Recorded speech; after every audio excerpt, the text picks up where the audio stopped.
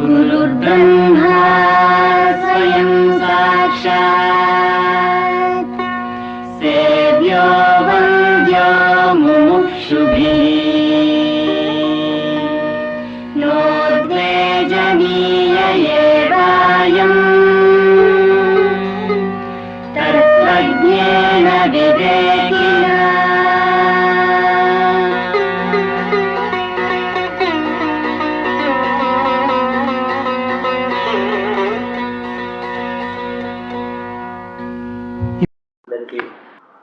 ఆశిస్సులు శివ రక్షకు.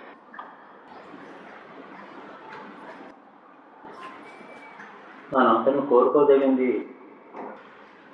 ఐశ్వర్యం, భాగ్యం, అధికారం కాకుండా క్షేమం కోరాలి. క్షేమం, భద్రత కోరాలి. క్షేమం, భద్రత రెండు రకాలు. శారీరక క్షేమం, శారీరక భద్రత. మానసిక క్షేమం, మానసిక భద్రత. దుర్బుద్ధి పుట్టి తప్పు చేసి ఆపదల పాలు కావాలి. కాబట్టి మనసు ఆరోగ్యంగా బాగుండాలి. అది దానికి ఆరోగ్యం, దానికి భద్రత. కామక్రోధాలు మనుషుని పాడు చేసి పాపం చేయిస్తాయి.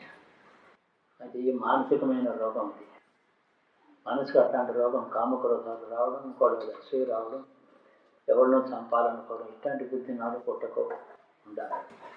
శరీరం ఎంత క్షేమంగా ఉండాలి, మనసు కూడా అంత క్షేమంగా ఉండాలి అని కోరాలి. ఇది మన స్వవిషయంలోనూ, మన పిల్లల విషయంలో, మన బంధువుల విషయంలోనూ, మన స్నేహితుల విషయంలోనూ అందరికీ కూడా మానసిక శారీరక క్షేమం కావాలని కోరడం మొదటి తెలివైన పని. ఐశ్వర్యం ఉంటుంది, అది ఇంకా కోరకపోయినా వచ్చే యోగం అంటే వస్తుంది, పోయే యోగం అంటే పోతుంది. అది కాదు క్షేమం అడగాలి. మన పిల్లలు, చిన్న శిశువులు, పెద్దలు, యువకులు, యువతులు దేశంలో చాలా చోట్ల తిరుగుతున్నారు. ప్రపంచంలో చాలా చోట్ల ఎక్కడెక్కడో ప్రయాణాలు చేస్తున్నారు. ఈ క్షణానికి కనీసం మన భారతీయులు లెక్క చూస్తుంటే మన కుటుంబాల బంధువులు అనుకోండి, వాళ్ళంతా ఈ క్షణానికి కనీసం 25,000 మంది ఆకాశంలో ఉన్నారు, తిరుగుతున్నారు. ఏ దేశానికి పోతున్నారు, ఎందుకు పోతున్నారు తెలియదు. వాళ్ళందరూ ఎక్కడికి వెళ్ళాలో క్షేమంగా అక్కడికి వెళ్ళాలి. ఆ తర్వాత ఎందుకు వెళ్ళారో ఆ పని చేసుకోవాలి. ఎందుకు వెనక్కి రావాలో అందుకు వెనక్కి రావాలి, ఇంటికి రావాలి. ఇలాంటి క్షేమం కోరాలి. అదే తెలివైన పని. క్షేమం అనేది చాలా ముఖ్యం. అంటే దీనికి ఇంత ప్రాముఖ్యత ఇప్పుడు ఎందుకు వచ్చిందో లేదో తెలుస్తుంది. అప్పుడే సుమారు 12 సంవత్సరాల నుంచి అపమృత్యు బాగా నాట్యం చేస్తుంది. ఎక్కడుంటే ఆవిడ విలయ తాండవం చేస్తుంది. అపమృత్యు, అకాల మృత్యు. ఎవరు చనిపోకూడదో వాళ్ళు పోతున్నారు, ఎవరు క్షేమంగా ఉండాలో వాళ్ళు ఉండటం లేదు. చూశారో లేదో ప్రపంచం అంతా కూడా చిన్నపిల్లలకి ఆపద కలుగుతుంది. యవ్వనంలో ఉండే వాళ్ళు ఎక్కువ పోతున్నారు. మొత్తం ఒక సంవత్సరంలో 10,000 మంది పోయినారు అంటే అందులో వృద్ధులు 500-600 మంది ఉంటున్నారు. 9,000 మంది యవ్వనంలో ఉంటున్న వాళ్ళు, చదువుకుంటున్న వాళ్ళు, అప్పుడే వివాహమైన వాళ్ళు, భార్య పిల్లల్ని పోషించుకుంటూ కష్టపడుతున్న వాళ్ళు, లేదా శిశువులు, చిన్నపిల్లలు, చదువుకునే వయసులో ఉన్నవాళ్ళు, చంటి పిల్లలు, వాళ్ళు పోతున్నారు. 10,000 మందిలో 9,000 మంది అలా పోతున్నారు. స్టాటిస్టిక్స్ మీరు తీసుకుంటే తెలుస్తుంది.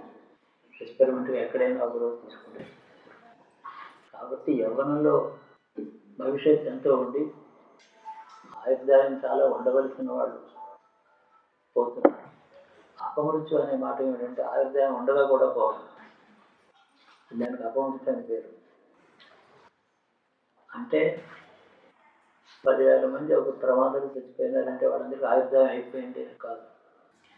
10,000 మందిలో 8,000 మందికైనా ఆయుర్దాయం ఇంకా బతికుంటే 20 ఏళ్ళు ఉండే యోగం ఉంది. జాతకాలు చూస్తే జాతకం ప్రకారం నడవదు అపమృత్యు. ప్రకృతిలో వైపరీత్యం అని జరుగుతుంది. దానికి విచక్షణ లేదు. ఏదో పాపం పెళ్లి చేసుకుని వెళుతున్నారు. ఇప్పుడు ఏదో తిరుపతి వెంకటేశ్వర దర్శనం కోసం వెళుతున్నారు. దానికి లెక్కలేదు, చంపేస్తుంది. చిన్నపిల్లలు కదా, వాళ్ళు ఆడుకుంటున్నారు, వాళ్ళు చదువుకుంటున్నారు. వాళ్ళని కబడిస్తుంది. ఇది మన బీహార్లో 23 పిల్లల్ని ఎవరు చంపారు? ప్రభుత్వం చంపింది. ఒకటే మాట మీరు బాగా ఆలోచించండి. ప్రభుత్వ యంత్రాంగం మిడ్ డే మీల్ అని చెప్పి కార్యక్రమం పెట్టి ఎవరి చేత అది చేయించకూడదు అట్లాంటి వాళ్ళ చేతిలో పెట్టి దాన్ని చూసే అధికారులు ఇన్స్పెక్ట్ చేసేవాళ్ళు దిక్కులేక 23 పిల్లలు చచ్చిపోయారు. అది ఎంత పాపం, అది ఎంత తప్పు. ఏం పోనీ అందరూ ముసలివాళ్ళు అందరూ ఏదో యాత్రతో వాళ్ళు పోయినారంటే ఆయుధం అయిపోయింది అనుకోవచ్చు. ఈ పిల్లలు 23 పిల్లలు ఇంకా 50 ఏళ్ళు బతకాల్సిన వాళ్ళు. అన్నం పెట్టి చంపామా మనం? ప్రభుత్వం పని అయింది, క్షంతవ్యం కాదు. ఎవరో అమెరికాలో 2 గన్స్ తీసుకుని 24 మందిని చంపారు, పిల్లల్ని చంపారు. ఎక్కడ చూసినా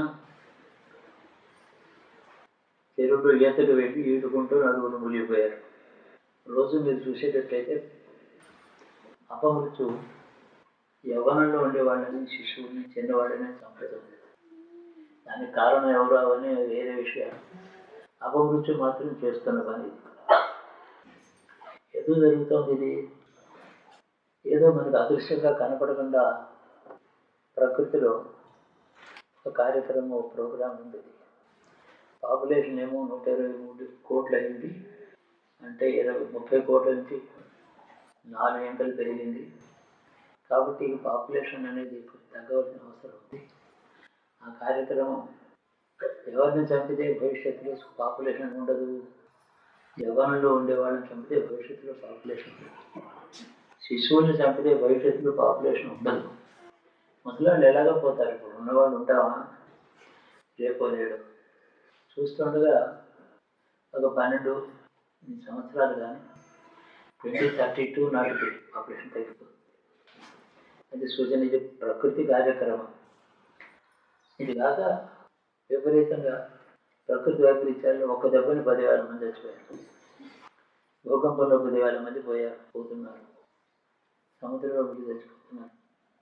యువత యవ్వనంలో ఉండేవాడు పోవడం చేత భవిష్యత్తులో పాపులేషన్ తగ్గుతుంది అని, అది ప్రకృతి యొక్క కార్యక్రమం అని కొంచెం సూక్ష్మంగా చూస్తే అర్థమవుతుంది. కాబట్టి మనం అడగవలసిన క్షేమం ఏమిటి? జాతి అపమృత్యువే అందరినీ కవలించదలుచుకుంటే ఎవరైతే సాగు కోరుతున్నారో, ఎదురు చూస్తున్నారో, పోతే బాగుందని అనుకుంటున్నారో, ఎవరి ఉండడం చేత మిగతా బతుకున్న కుటుంబంలో కష్టపడుతున్నారో, వాళ్ళు వెళ్ళిపోతే ఎవరు పోతే మిగతా వాళ్ళు సంతోషిస్తున్నారో, రోగాన్ని భరించలేక సాగు కోరుతున్న వాళ్ళు ఎవరున్నారో, ఓ అపమృత్యు దేవత నువ్వు వాళ్ళని తీసుకో. చిన్నపిల్లల్లో ఉన్నారు, వీళ్ళు మంచివాళ్ళు కావచ్చు, భవిష్యత్తులో దేశంలో ఉపకారం చేయగలిగిన బుద్ధి లక్షణాలు కలిగిన వాళ్ళు ఉంటారు. వివాహం చేసుకుని ఇప్పుడే పెడుతున్నారు.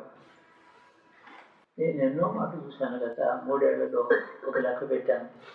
5 మాటలు మ్యారేజ్ పార్టీ పెళ్లి చేసుకుని విశాఖపట్నం నుంచి హైవేలో పెడుతూ చచ్చిపోయారు. 5 మాటలు జరిగింది గత 6 ఏళ్లలో, 5 ఏళ్లలో. ఎందుకు వాళ్ళని ఎందుకు తప్పాలి? ఎవరికి రుచి వద్దని భయపడుతూ ఉంటారు, వాళ్ళని కబలించడమే అపమృత్యు యొక్క స్వభావం. చిన్నప్పటి నుంచి నేను ఈ లక్షణం చూశాను. 1938లో మెడ్రాస్లో ఉన్నప్పుడు ఇప్పుడు జ్ఞాపకం వస్తుంది. సినిమా వాళ్ళు తీస్తున్నారు. పుల్లయ్య గారని డైరెక్టర్ ఉండేవారు. మోహిని భస్మాసురుడేమో వరాలు పొందాడు. నెత్తి మీద చేపెడితే వాడు బూడిదే వస్తాడు. వాడు సంపాదించిన గొప్ప వరాలు. యోగక్షేమకరం ఉంది. సరే, వాడు అట్టహాసంగా వరం తీసుకుని నా అంతవాడు ఎవడు లేడని చేతులు జాపుకుంటూ పైకి వస్తాడు. వాడు ఆ సీన్లో యాక్షన్ బాగా జరిగింది. అప్పుడు చిన్న డిస్కషన్ అయింది. మొట్టమొదటిగా ఈ భస్మాసురుడు ఎవరిని చంపితే బాగుంటుంది, సీన్ ఎట్లా చేయాలి అని డైరెక్టర్ గారు వాళ్ళు ఆలోచించారు. సరే, అక్కడ ఓ సీన్ ఏం చేశాడంటే, ఆ కవి ఒక ముసలివాడేమో 90 ఏళ్ళు ఉంటాయి, వాడి మనవుడు చేయి పట్టుకుని నడిపిస్తూ ఉంటాడు, కర్ర పట్టుకుని. వీళ్ళని చంపాలి అన్నారు డైరెక్టర్ గారు. నాకు ఒకటి వచ్చింది, కాదండి ముసలాన్ని వదిలిపెట్టి మనవుని చంపాలి. అది రాక్షస లక్షణం కరెక్ట్గా ఉంటుంది అన్నాను. చాలా మంచి మంచి సజెషన్ అన్నాడు. వాడి ముసలివాడిని దిక్కు లేకుండా చేసి చిన్నవాడిని చంపాడు. చంపి చాలా ఆనందిస్తాడు వాడు ఆ రాక్షసుడు. అలా అపమృత్యు దుర్మార్గం ఉందే, ఎవరికి బతకాలని ఉంటుందో, ఎవరు బతికితే లోకం బాగుంటుందో వాళ్ళని ఉంటుంది తప్ప. ఇప్పుడు జరుగుతుంది అలా కొన్ని సంవత్సరాల నుంచి. ఇది మనం ప్రకృతిలో మనం ఏం జరుగుతుందో కొంచెం పరిశీలిస్తే చాలా విషయాలు తెలుస్తాయి. కాబట్టి మనం అందరూ కోరవలసింది, నా బంధువుల్లో, నా కుటుంబంలో, నా మిత్రులలో, నా చుట్టూ ఉండే పరివారం కుటుంబాలలో చిన్నవాళ్ళందరూ క్షేమంగా ఉండాలి అని కోరాలి. ఆయుర్దాయం ఫిజికల్గా చాలా బాగుండాలని కోరడం ఏమిటంటే, శరీరం బాగుండాలని కోరక్కర్లేదని మొదట అన్నాను కదా. కానీ శిశువుల విషయంలో, యవ్వనంలో ఉండే వాళ్ళ విషయంలో ఆయుర్దాయం ఇయ్యి పెద్దవాళ్ళని తీసుకో, అభ్యంతరం లేదు అని చెప్పాలి మనకి. అది ఎవరినైనా చంపడానికి సిద్ధంగానే ఉంది. ఇప్పుడు ఎవరిని చంపమంటావు అంటే, అందరికంటే పెద్దవాడిని నన్ను ముందర చంపి వాడిని వదిలిపెట్టాలని అడగాలి. అపమృత్యు అనేది చాలా ఒక విచిత్రమైన శక్తి ప్రపంచంలో పుట్టి వ్యాపించి తిరుగుతూ ఉంటుంది ఎప్పుడు కూడా. పూర్వం ఇంత పాపం ప్రపంచంలో లేని కాలంలో అపమృత్యు ఎప్పుడో జరిగేది. సాధారణంగా వృద్ధులైపోయేవారు. అపమృత్యు అంటే ఎవరు బతికి ఉండవాలనో వాళ్ళని చంపడం అని అర్థం. దీనికి శాంతి ఎప్పుడు కూడా శివాలయాన్ని వెళితే రుద్రుడిని ప్రార్థించవలసింది, అపమృత్యు మా దగ్గరికి రాకుండా రక్షించమని. మృత్యుంజయుడు ఆయన పేరు. మృత్యుంజయ అంటే వార్ధక్యంలో చిరంజీవ అని అందరినీ ఆశీర్వదిస్తాం. పెద్దవాళ్ళు అవుతారు, ఎప్పటికీ ఉండమని అర్థం, ఎప్పుడో పోగు తప్పదు. కానీ ఆ సమయంలో చెడ్డ పరిస్థితుల్లో తనకి కానీ ఇతరులకు కానీ కష్టాన్ని కలిగించే పద్ధతిలో కాక సవ్యంగా అనాయాసంగా సుఖంగా వెళ్ళమని అడగాలి. మరి ఈ అపమృత్యు అనేది తప్పించుకుని మనం ఏం చేయాలని అంటే, అపమృత్యు నా దగ్గరికి రాకుండా నన్ను రక్షించి దూరం పోయింది నా ప్రార్థన విన్నాడు రుద్రుడు. కాబట్టి ఈ క్షణం నుంచి నా జీవితాన్ని ప్రతి గడియా కూడా సద్వినియోగం చేసుకుంటాను, దాన్ని వృధా చేసుకోను. అపమృత్యు దగ్గర రాకుండా కోరను. ఎందుకంటే మీ శేష జీవితాన్ని తపస్సులో, ధ్యానంలో, భగవంతుని ప్రార్థనలో లోకానికి క్షేమం కావాలని కోరుకుంటూ గడపడమే జీవితానికి పరమార్థం. అలాగ సద్వినియోగం చేసుకోవడానికి నాకు ఆయుర్దాయం పూర్తిగా ఉందని అని అడగాలి. సద్వినియోగం అంటే భగవన్నామస్మరణ కంటే ఒకటి ఏమీ లేదు. సంపాదిస్తాము, అనుభవిస్తాము, ఏదో చేస్తాము మంచిగా, అవన్నీ మంచివి. కానీ అవి నిత్యం కాదు, శాశ్వతం కాదు, శాంతినిచ్చేవి కాదు, ఆనందాన్ని ఇస్తే, తృప్తినిస్తే అహంకారం సాటిస్ఫై అవుతుంది. కాబట్టి అనుక్షణము ఈశ్వరారాధన మానసికంగా చేసుకోవడం. ఎక్కడికో వెళ్ళి శ్రీశైలం వెళ్ళడానికి ఏమో 10 గంటలు పడుతుంది. ఇప్పుడు రోడ్డు వెళ్తాం, అక్కడికి వెళ్తాం, నానా కష్టపడి ఏదో అభిషేకం చేసుకుంటాం. బాగా ఉంది, చాలా మంచి పనే చేసాం. ఆ నామస్మరణ ఇంట్లో కూడా చేసుకోవచ్చు. ఆ రుద్రం పుస్తకం దగ్గర పెట్టుకొని 10 మాటలు పారాయణ చేయవచ్చు. ఎందుకంటే లోకంలో హాని, అపకారము, మృత్యు పెరుగుతున్న కాలంలో ఇంట్లో ఉండడం మంచిది కదా. ఏ మంచి పనికి వెళ్ళినా అపకారం జరుగుతుంది. అపమృత్యుగా అది చాలా సంతోషించి ఆ భస్మాదులాగా ఆనందిస్తాడు వాడు ఎవరినైనా చంపితే. కాబట్టి మనం క్షేమం కోరేటప్పుడు శారీరక క్షేమం ఎందుకంటే తపస్సు కొరకు, భగవన్నామస్మరణ చేసుకోవడం కొరకు, ఇతరుల యొక్క క్షేమం కోరడం కొరకు, ఇతరుల క్షేమం కోరాలి. దేశంలో ఏమిటి రాష్ట్రం రావాలని చెప్పి 18 ఏళ్ళ పాటు చచ్చిపోతాడా? ఏమన్నా అర్థం ఉందా? రాష్ట్రం రావాలి, నేను బతకాలి, అందులో నాకు మంచి పదవి కావాలని కోరుతుందా? రాష్ట్రం వచ్చాక నేను చాలా పెద్దవాడిని కావాలని రాష్ట్రంలో అలా కోరే బదులు అవడం ఏమిటి అంటే మృత్యును కోరుకోవడం కూడా చాలా ఎక్కువైంది. తల్లి 3 పిల్లల్ని బావిలో పడేసి తన ఆత్మహత్య చేసుకుంటుంది, మొగుడు తాగుబోతు అని. ఎందుకంటే తనపోతే పిల్లల దగ్గర ఉండదు, చిన్న పిల్లల్ని తల్లి చంపుతుంది. ఇలా ఎప్పుడు జరగలేదు పూర్వం. 50-60 సంవత్సరాల పూర్వం పిల్లల్ని చంపి తను ఆత్మహత్య చేసుకునే తల్లిని ఎప్పుడూ ఎరగదు మన దేశంలో. ఇవన్నీ చాలా విచిత్రమైన ఇటీవల వచ్చినటువంటి వికారాలు. మృత్యుని ఏది కోరి సంపాదించుకుని మృత్యు గురి తీసుకుని ఏది రోజు ఆత్మహత్య. ఆత్మమృత్యుడు అపమృత్యుడే. అపమృత్యుడే వాడిని వాడే చంపేటట్టు చేసుకుంటుంది. అంటే మృత్యువు మనసులో ప్రవేశిస్తుంది కొందరికి. వాడు బతకాలని కోరవలసిన చిన్నవాడు రాష్ట్రం కోసం ఆత్మహత్య చేసుకుంటాడా? వాడు పరాక్రమంతో రాష్ట్రం సంపాదించుకుంటాను, యుద్ధం చేస్తాను, నా తర్వాత నా రాష్ట్రం వచ్చాక నేను పెద్దవాడు అవుతాను, అందులో అధికారులు అవుతాను, అలా కోరచ్చు కదా. ఈ కోరికలు ఏమిటి ఎందుకు రావాలి? అపమృత్యు మనసులో అంతఃకరణలు కూడా వ్యాపించి తిరుగుతుంది. ఇది చాలా దురదృష్టకరమైనటువంటి. దాన్నే మానసిక క్షేమం, మానసిక భద్రత అన్నాను ఇందాక. మనసు క్షేమంగా ఉండాలంటే ఇలాంటి పిచ్చి ఆలోచనలు రాకూడదు. వస్తే ఒకవేళ ఆలోచన వస్తే వాడి క్రియకి విఘ్నం కలగాలి. వాడు చేద్దాం అనుకున్నది వాడికి తాను దొరకకుండా పోవాలి. ఏదైనా విఘ్నం రావచ్చు కదా చెడ్డదానికి. అందుకని భగవంతుని మృత్యుంజయుడిని అపమృత్యు లేకుండా నా దేశంలో యవ్వనం ఉండేవారు శిష్యులు వాళ్ళందరూ సుఖంగా ఉండాలని అనుకోవాలి. ఇది మనం ఇప్పుడు వర్తమాన పరిస్థితుల్లో భారత జాతిలో, భారతదేశంలో యువక ప్రజలు తర్వాత భర్త భార్య విడిపోవచ్చు, ఆత్మహత్యలు చేసుకోవచ్చు, చేయాల్సి ఇష్టం లేకపోతే విడిపోవచ్చు, ఇద్దరు సుఖంగానే బతకవచ్చు. కానీ ఆత్మహత్య చాలా మహాపాపం. పాపం అంటే తను చంపుకుంటూ కూడా పాపం చేస్తున్నాడు. పాపం చేసి చావడం కాదు, పాపం చింతనది ఆత్మహత్య చాలా తప్పు. అసలు వివాహం ఎందుకు చేసుకోవాలి? చేసుకోకపోతే ఏం చచ్చిపోతామా? వివాహం చేసుకోకపోతే పిల్లల్ని కనకపోతే జీవితం అంతా వృధా అయిపోయినట్టేనా? భార్యను సంపాదించి ఎట్లా కూడా 3 పిల్లల్ని కానీ ఆ తర్వాత తీసుకులాడి కోట్లకి వెళ్ళి ఎందుకు ఇదంతా?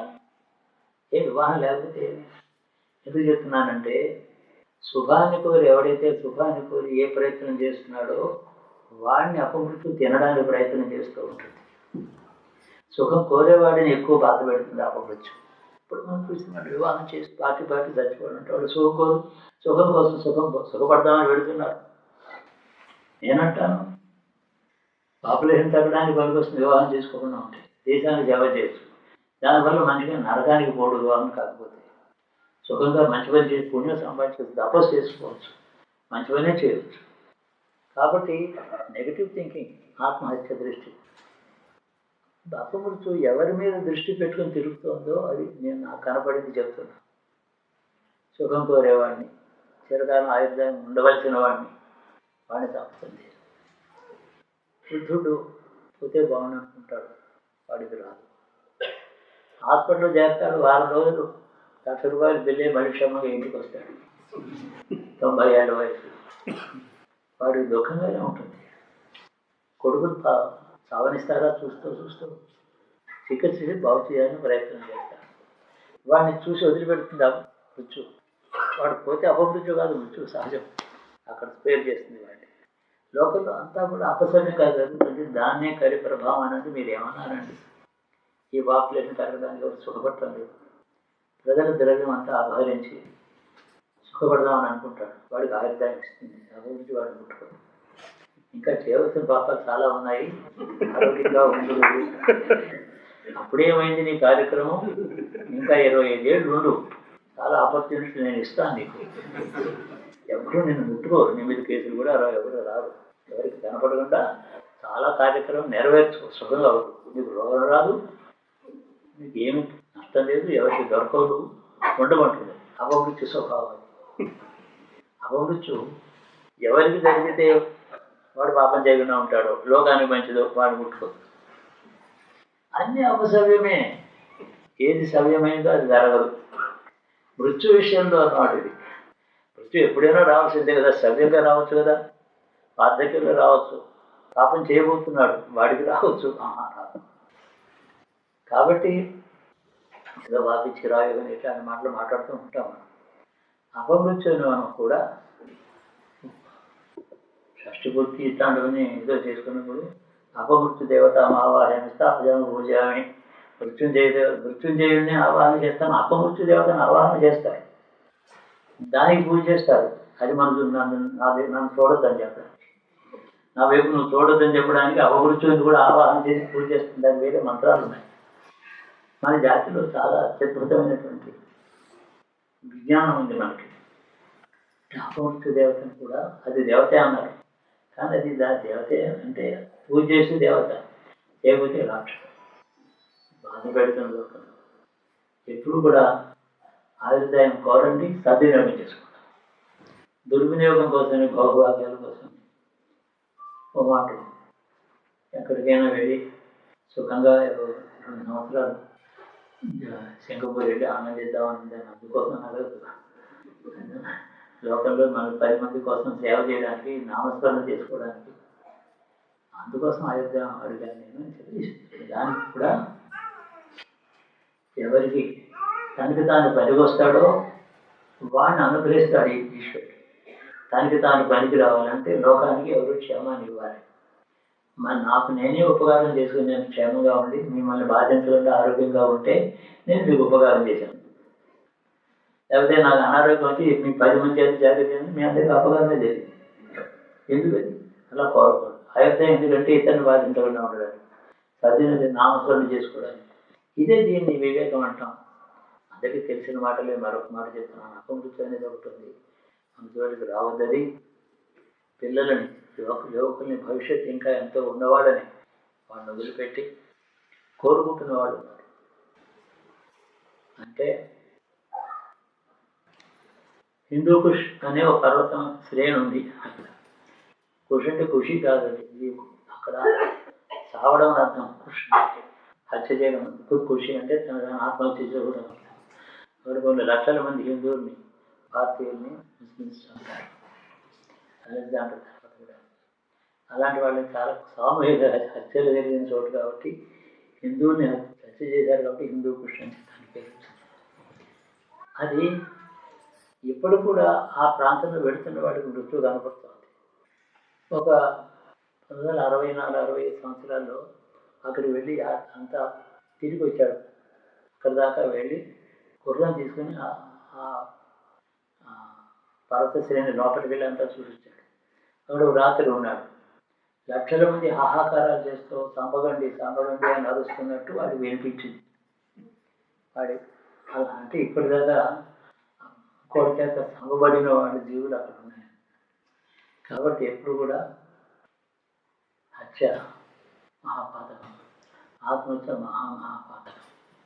పిల్లలకు అందరికీ చెప్పాలి, కుర్రవాళ్ళలారా మీరు యవ్వనంలో ఉండండి, బాగా ఉండండి, దేశం కోసం సేవ చేయండి, రాష్ట్రం వస్తే మీరే సుఖపడండి, రాకపోయినా యుద్ధం చేస్తూ ఉండండి, మంచి పని చేయండి, సాగండి. దీనికోసం సాగక్కర్లేదు. కష్టాలు వచ్చినప్పుడు కష్టం భరించలేక చచ్చిపోతారు. కష్టాలు వచ్చినప్పుడు మనిషి ఇంకా బలంగా బాగా బతకాలి. చావడం కాదు, పూర్వం కంటే ఎక్కువ బలంగా ఉత్సాహంగా బతకాలి, యుద్ధం చేయాలి. ఎందుకంటే గడిచిపోతుంది, కాలచక్రం తిరుగుతూనే ఉంది. కష్టాలు శాశ్వతంగా ఉంటాయా? ఏడాది, 6 నెలలు, 3 నెలలు, 7 దాటి సమస్య 2 ఏళ్ళు, అంతే కదా. ఆయుర్దాయం కోరాలి సద్వినియోగం కోసం. అందుకని నమశివాయ మంత్రం, యో రుద్రోకను యో అప్సరోషుడు యో రుద్రో ఇషాభో నవేదస్మై రుద్రాయ నమస్తే. రుద్రంలో ఈ మంత్రం, రుద్ర మహాదేవ మృత్యుంజయుడు, నీవు ఎవరికి మృత్యు భయం ఉందో అది వాళ్ళని తొలగించు. అనేక వేల మంది జీవులు బతకవలసిన వాళ్ళు ఉన్నారు, బతికి మంచి పని చేయవలసిన వాళ్ళు ఉన్నారు, వాళ్ళందరినీ రక్షించు. నా చుట్టూ పరివారంలో నేను ఎప్పుడు భద్రమే వింటాను. భద్రం కన్నా సునామదేవ భద్రం పశ్చామని, సుఖమే చూతును కాక సుఖమే ఎందును కాక.